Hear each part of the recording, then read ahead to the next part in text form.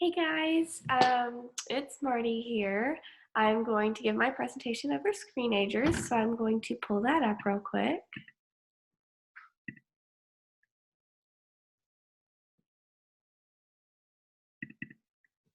Okay. Going to enter present mode. I hope you can still see me up here in the corner. I will have to move myself around a little bit just to make sure that you can see the words that are needed for each slide, and we'll get started. So my presentation is over Screenagers, which is the movie film that we could have attended on campus for extra credit and for one of our article reflections. It was such an amazing film. I caught myself being very engaged the whole hour and a half. When it ended, I did not realize that much time had passed because the information was so relevant not only to teenagers, which is what it focused on, but in our lives as well as college students. I know I'm very reliant on my phone more than I realized, and this presentation has really made me become aware of that. And so it was so much really useful information that it was so hard to cut it down to just pull out key facts to present to you for this presentation. But I did pull out some main points, but I do still encourage you to go back and to watch this film because I was just blown away with the information that it presented, and it was an amazing film. So to get started, here is a film that I want us to watch. It is the trailer for Screenagers, but it does give you some main highlighted facts that were presented.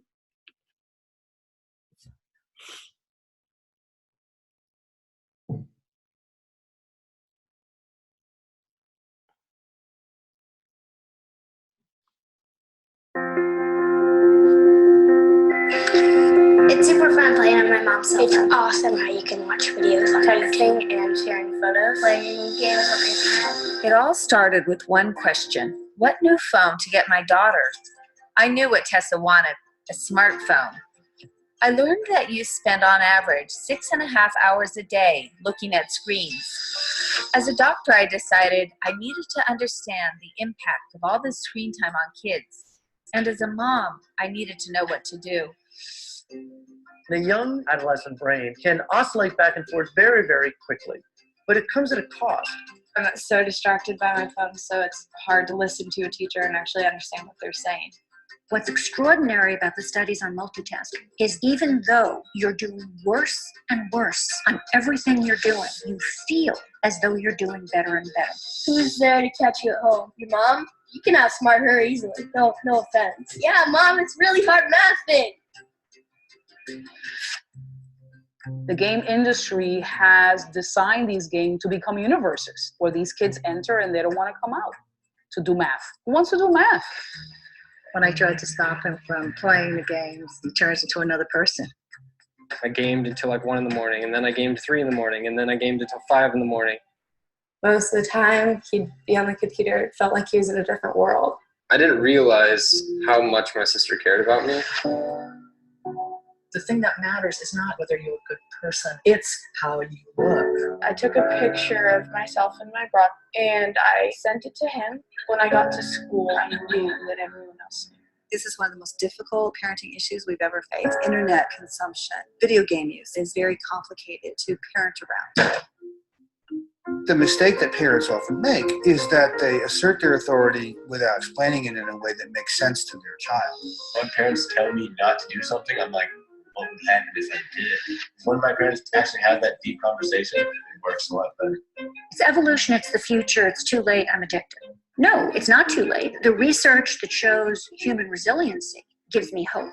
When friends and I go out to eat, we'll all agree to put our phones in the middle of the table. Whoever checks their phone first has to pay for the meal. When I study, I turn off the data on my phone, and that way I can't go on the internet and I can't get text messages. We have to think about everywhere that kids are in the real world and how we can help educate them in those spaces. We can't just say it's on the schools, it's on the parents. We have to do this as a community.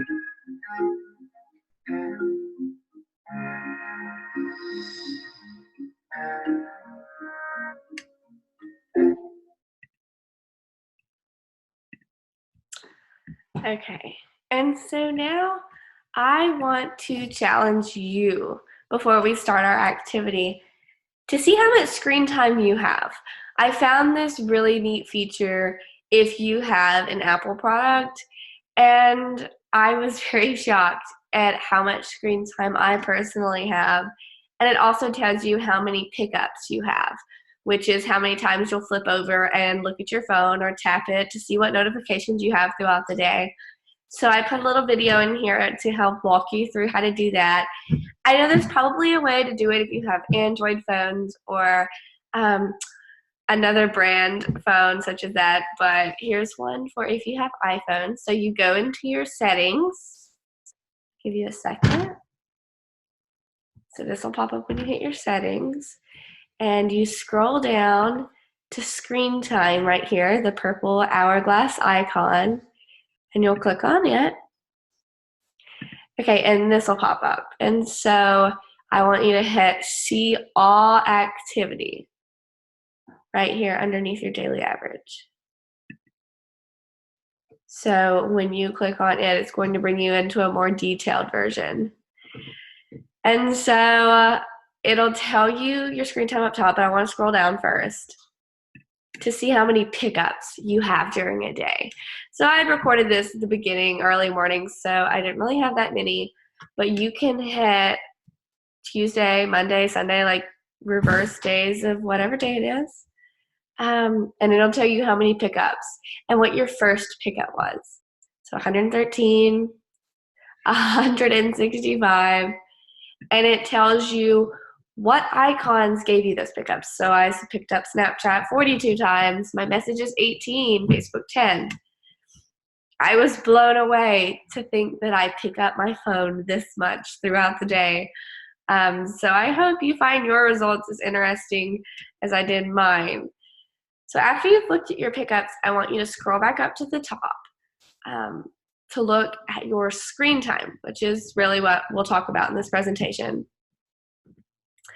So mine for Monday, March 30th was 5 hours and 9 minutes. Wow, like I just can't even imagine spending 5 hours on my phone. But I did. So at the bottom below here, it'll tell you that I spent 3 hours and 51 minutes on social networking.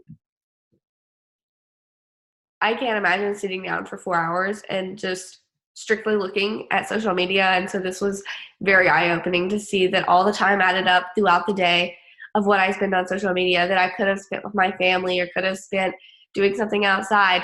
I think this presentation is more relative right now while we are in this pandemic of being at home, and it's so easy to fall into screen time and doing stuff on our phone and checking social media even more than we do now or before this. And so I think, and I really hope that you do take this presentation to heart of listening to the material that will be presented, because I feel that it is more relative now than ever.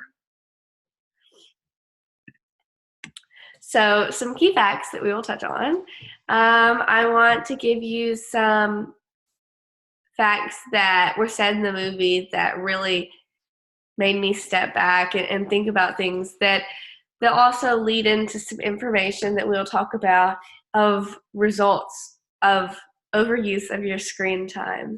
I put some little question reflections in here next. I know we can't have a great discussion, but I do want to kind of talk through them because I think it's important to actually comprehend this information instead of just listening to it. I want you to reflect on it in your own life as well. Next, we'll talk about what we can do, how we can improve this, and how we can help our friends and family with this.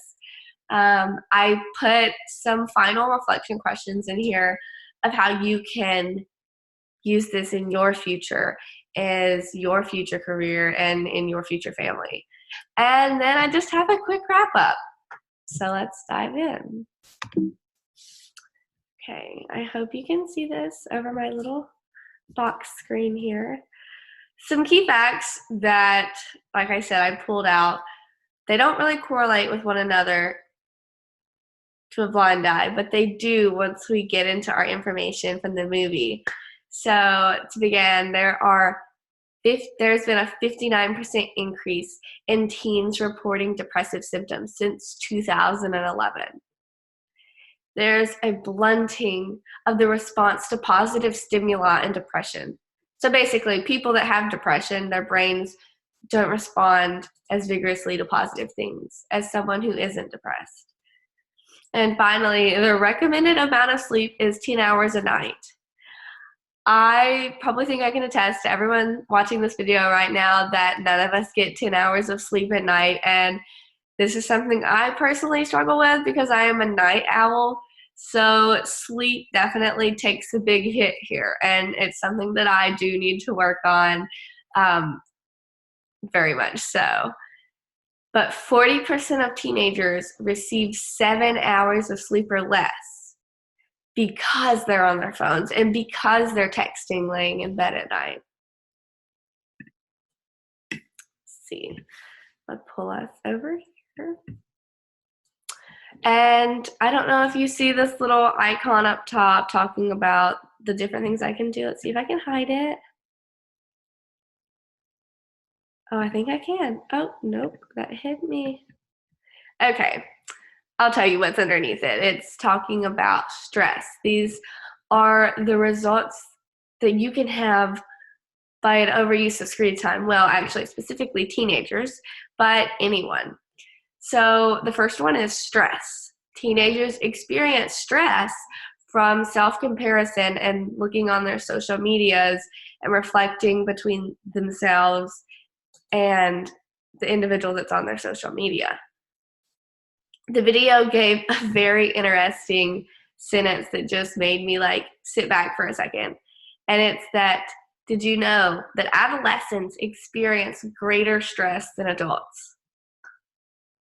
Wow.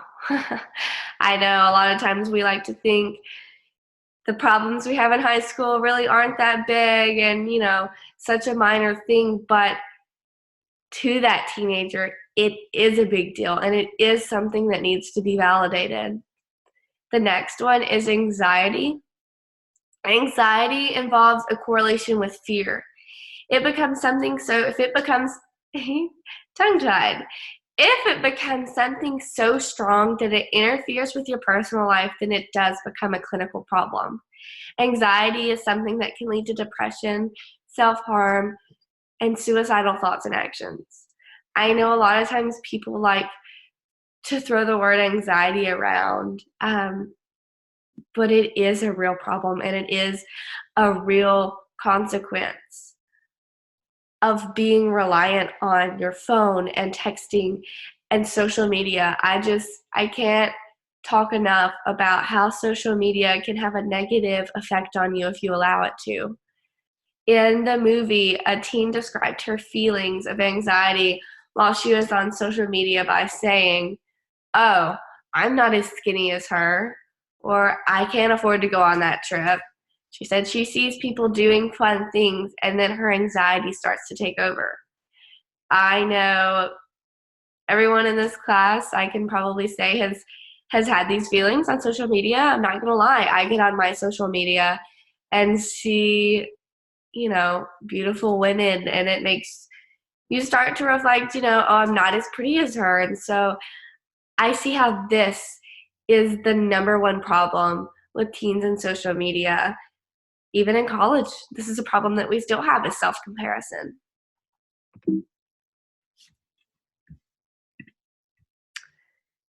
The next one is depression. Depression is a constant feeling of sadness, low self-worth, and can even affect your changes in appetite and fatigue. One quote that the movie stated was that some studies have found that teens spend over 2 hours on social media, and the teens that do spend 2 hours on social media are more likely to report depressive symptoms than those who use it less.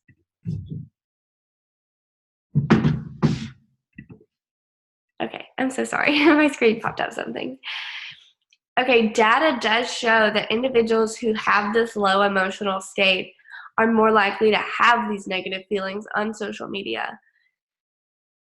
By age 18, 13% of teens will have met the criteria on a survey for a depressive episode. This is just astonishing to me that teenagers under 18 have a depressive episode over something relating back to their screen time that gave them anxiety and stress and depression. And this is why it is so vital for us to understand the importance that this has in our life, and to be able to put it as a priority in our life to make sure that we understand the effects of it.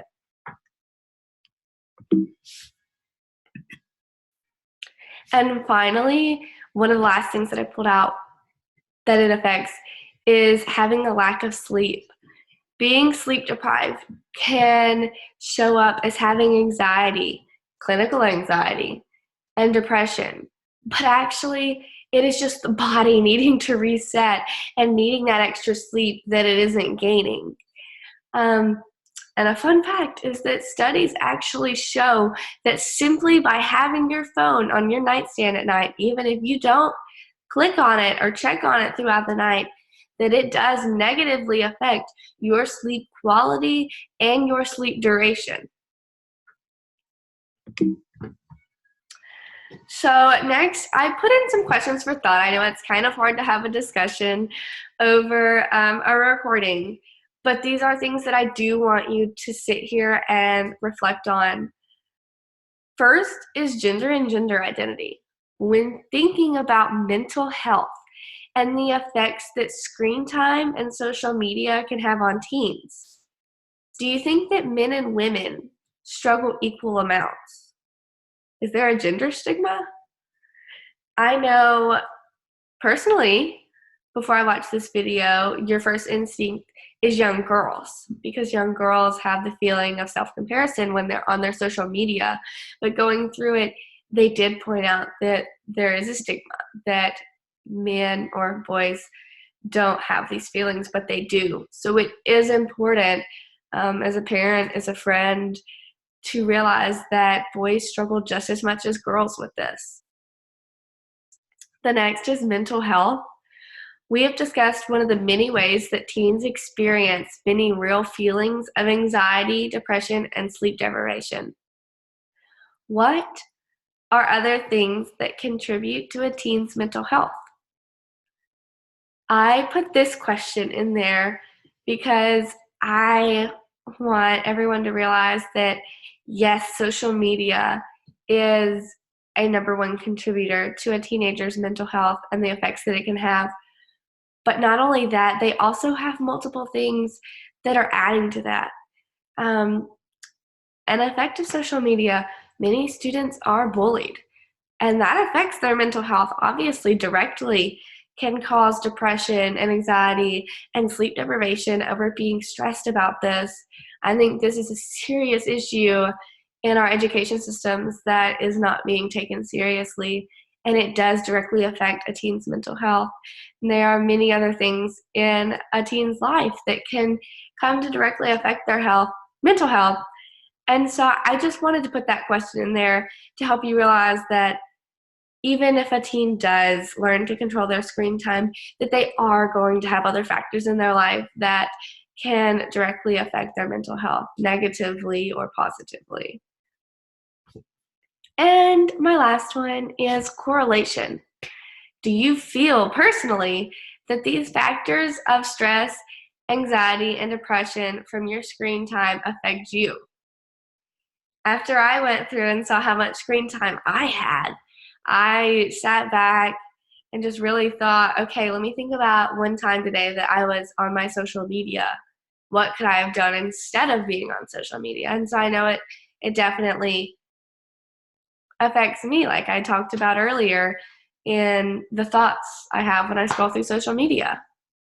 And so a follow-up question with that is, think about what you do and look at while you're on your phone or who you text.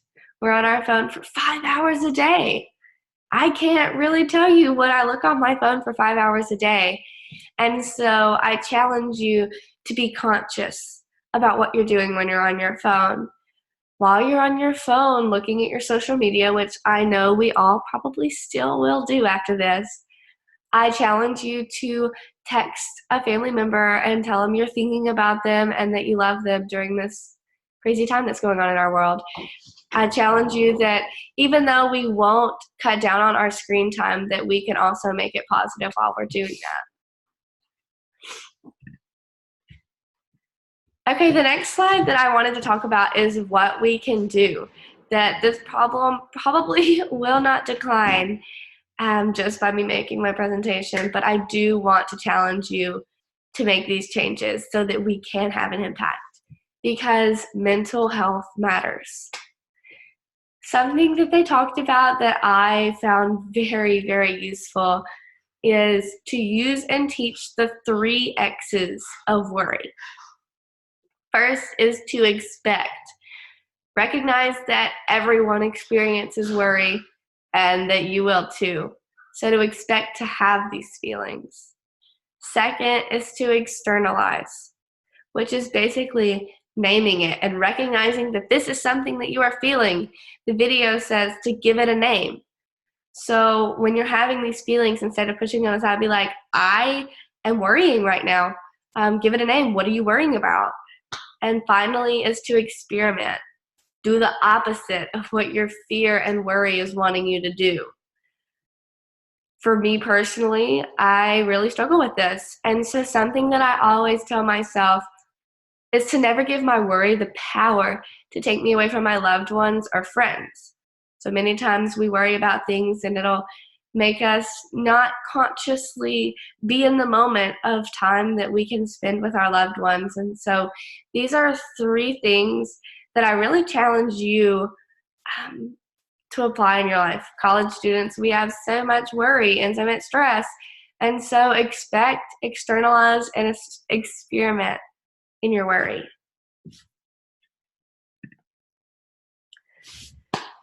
So along with the 3 X's of worry, what we can do is validate. I can't say this enough. As a parent or a friend, validate the feelings that this individual is having of stress, anxiety, depression, lack of sleep, and let them know you see their challenge. I think that is the most important. Put it in bold with 3 exclamation marks just to really stand out, because validation can make such a difference in knowing that someone sees that they understand that you're having these struggles, and that you see that teens are struggling with this reflection in social media and who they text and how they respond. And so even though as a parent you may be an adult and see that these problems really won't matter down the line and don't seem like that big a deal, it is important to take a step back and validate your teen that I see that this is really affecting you right now, and in what ways can I help you? So the next way is to talk about it. The movie discussed how children felt unheard and misunderstood in their feelings. So I want to say to make sure to talk about your feelings and your struggles that you're going through. Talk it out with someone. Be understanding and be an open ear for your loved ones, your friends, or even strangers off the street. If someone does come up to you and kind of start going into the way they're struggling, take a second. We all have time in our day to help someone else, and that's really important to remember. And finally, another way that I pulled out is to have self-reflection. I really, really identified with this one when in the video, Tessa, which is the narrator's daughter, she talked about how she enjoyed therapy because she felt that she could talk about her feelings, experiences, and things that she thought she was going through without judgment. I know that it's hard for many of us to talk to our family about these problems because we don't want to feel judged, or maybe it is about them. Maybe it's something that we need to change in our life of how we are responding to things. And I think having that individual to take out of the situation and be a third party to listen to you without judgment and give you good sound advice is so important. So next, let's pull my box over here. Now that we're kind of wrapping up some main points that the movie had that I could take away to bring to y'all, I want you to have these reflection questions of one, your future career, your future self, and then a final application question. So I know many of us are future educators, but if not, I think this is something that definitely will apply in your life, no matter your career or with your family, regardless. So how can you, as a future educator, implement a focus on improving this developing issue of depleting mental health? I know many times when we have these kind of articles or these films for us to watch, and it's this big problem, my initial thought is, how can I, as a teacher, implement things in my classroom that are going to help a child's mental health? And so one thing I know I really didn't like at high school, but I see why they did it now, is having a bucket or a box when you come in class to put your phones in. I was very tempting, I know for me, when I did have my phone in my pocket or my backpack, when I'd kind of like mentally been drawn out from homework, to just like check my phone, and then I get distracted. And so I think this is a good way, in a small way, but I think that it will help not only attention in the classroom to help their academic development, but a way just to kind of give them a second to take a break from their social media and who they're texting, who's texting them, and just give them a free space to come in and blame it on the teacher for why they can't have their phone. The second way, reflection question I want you to think about is your future self. Even though this does focus on teenagers, in our society, it's something that we all struggle with. So I want you to think about what you can do in your own life to help lower your screen time, and in result, help lower your stress and anxiety.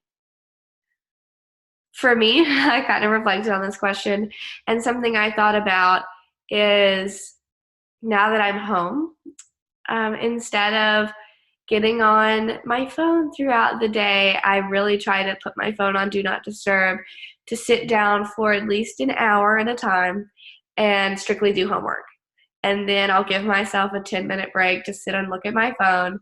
And so that way it just gives you your undivided attention to sit here and do our online classes, because I know that this is a crazy transition. And so I caught myself really just sitting on my phone and scrolling through, because I was at home and I was comfortable. And so I challenge you to think about what you can do in your own life as well. Finally, this movie gave many first-person examples of how a teen can struggle with depression and anxiety. So I want you to apply this and say, what can you do with your own personal, I misspelled that there, got ahead of myself. What can you do with your own personal social media accounts to combat this problem? So I challenge you to do something positive on your social media. Maybe it's writing a caption, talking about positivity and you're beautiful, or anything that you feel that will be positive for someone to scroll by on their social media. I do challenge you to take that step, because it can be a very positive impact for someone that you're following to just have a slight little reminder when they're scrolling through that we are creatures of self-comparison, and to just have that positive reminder that it's okay that we're different, and it's okay that we aren't living the same life that someone on our social media account is, that we are still valued and we are still loved. So in summary, we discussed the effects that screen time can have on teenagers as well as ourselves. The four main things that I pulled out that has an effect is stress, anxiety, depression, and lack of sleep. What we can do: remember to use and teach the 3 X's of worry. To validate. validate, validate, validate. Talk about it. And to have that self-reflection moment to talk to others. I really hope that you were able to gain something from this presentation, even if it's how to make this change in your own life. This movie was very eye-opening for me and something that has kind of given me a wake-up call. So I hope that you did take the time to just pull out something to apply in your life. Or maybe you have a sibling that's a teenager right now to kind of have that validation for them, because we've all been through it. Here are my references, which is the movie. And I really hope that you're all staying safe, healthy, and inside. And that you enjoyed my presentation. Let's see if I can figure out how to stop video. Here it is. Thank you so much.